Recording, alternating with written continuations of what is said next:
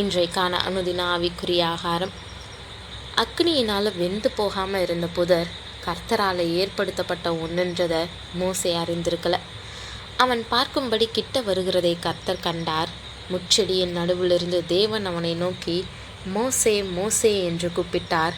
அவன் இதோ அடியேன் என்றான்னு யாத்திராகமம் 3:4 நாம் வாசிக்கிறோம். யாரோ தன்னுடைய பேரை சொல்லி கூப்பிடுறதை கேட்டு அவன் கொஞ்சம் திடுக்கிட்டு இருக்கணும். அவனுடைய பேரை தெளிவாக சொல்லி கூப்பிடக்கூடிய இந்த குரல் யாருடையது? அவன் இருந்த வனாந்திரத்தில் அப்படி அவனுடைய பேரை சொல்லி கூப்பிடக்கூடிய அளவுக்கு யாரும் இருக்க போகிறதில்ல. ஆச்சரியமாக இருந்தாலும் தைரியமாக பதில் சொல்கிறான். அவனுடைய பதிலில் ஒரு தாழ்மை இருக்குது. அப்பொழுது அவர், இங்கே கிட்டி சேராயாக, உன் கால்களில் இருக்கிற பாதரட்சியை கழற்றி போடு, நீ நிற்கிற இடம் பரிசுத்த பூமி என்றார். பின்னும் அவர், நான் ஆபிரகாமின் தேவனும் ஈசாக்கின் தேவனும் யாக்கோபின் தேவனுமாகிய உன் பிதாக்களுடைய தேவனாயிருக்கிறேன் என்றார். மோசே தேவனை நோக்கி பார்க்க பயந்ததினால் தன் முகத்தை மூடிக்கொண்டான்னு 5-6 நாம் வாசிக்கிறோம். மோசே கற்றுக்கொள்ள வேண்டிய முதல் பாடம் கர்த்தருக்கு பயப்படுறத எப்படி தன்னுடைய இருதயத்தில் வச்சிருக்கணுன்றது தான். மோசே இந்த பாடத்தை நல்லா கற்றுக்கொண்டானா?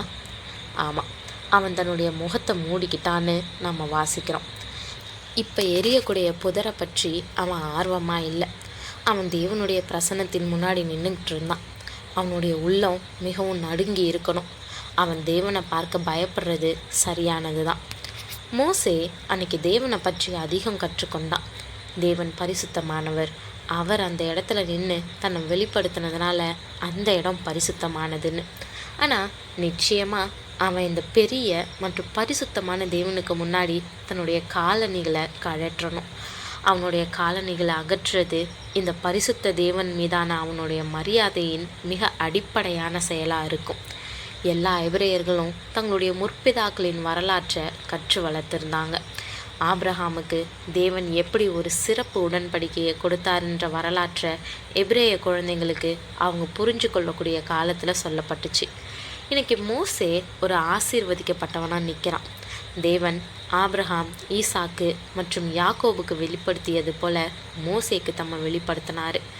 மோசே தன்னை சந்தித்த கர்த்தரை பற்றி அநேக பாடங்களை கற்க வேண்டியிருந்துச்சு.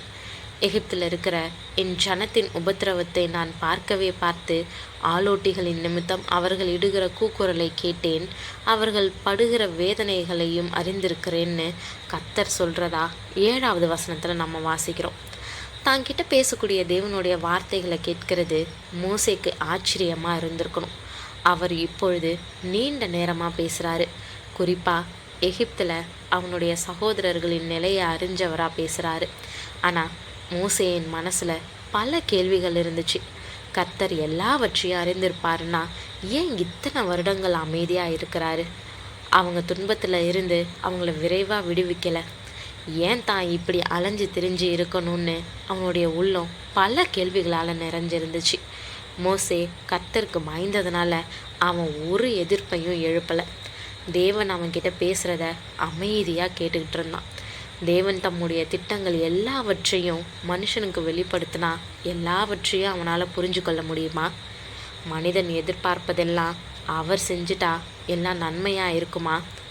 தேவன் தாமதிச்சாருன்னா அதுக்கு சரியான காரணங்கள் இருக்கும். அவர் தாமதிக்கிறாருன்னு சொல்கிறத விட ஏற்ற காலத்தில் எல்லாவற்றையும் செய்கிறவர்னு புரிஞ்சு கொள்வது நமக்கு தேவை. இந்த காரியத்தை பற்றி தேவன் ஆபிரகாம் கிட்ட பேசினார். எமோரியரின் பாவங்கள் நிறைவடைந்து முழுமையாகிறதுக்காக அவர் காத்துட்டு இருந்தார். மக்கள் தொகை பெருகிறதுக்கு 100கணக்கான ஆண்டுகள் காத்திருக்க வேண்டி இருந்துச்சு. பிரியமானவர்களே, தேவனுடைய திட்டங்களை புரிஞ்சு கொள்வது நமக்கு சவாலாகவே இருக்குது. நமக்குள்ள பல கேள்விகள் எப்பொழுதும் எழும்புது. ஏன் இப்படி செய்யணும்? எதுக்காக இப்போ செய்யணும்? ஏன் இவங்க தான் செய்யணுமா? நான் எவ்வளவு காலம் காத்திருக்கணும்னு நம்ம புலம்பிக்கிட்டே இருக்கிறோம். ஆனால் வேதம் நமக்கு சொல்லுது, அவருக்கு ஆலோசனை கொடுக்கத்தக்க தகுதியுள்ளவன் யார்? அவர் எல்லாவற்றையும் அதின் காலத்தில் நேர்த்தியாய் செய்கின்றவர். எதை செஞ்சாலும் அதில் ஏற்ற காரணம் இருக்கும். எல்லாவற்றையும் சிறப்பாகவும் நன்மையாகவும் செய்து முடிக்கிறவர் தான் நம்மளுடைய கர்த்தர். அதனால் நம்ம கேள்வி கேட்காம கீழ்ப்படியை ஒப்பு கொடுக்க கற்றுக்கொள்வோம். அவர் தாமதிச்சா நம்ம எதை கற்றுக்கொள்ள வேண்டுமோ இல்லை உருவாக்கி கொள்ள வேண்டுமோ அதை சரிவர செய்ய நாம் செயல்படுவோம். காத்திருப்போம். அவர் நிச்சயம் அற்புதமாக செயல்படுவார். தேவன் தாமே கிருபையும் தயையும் செய்வாராக. ஆமேன்.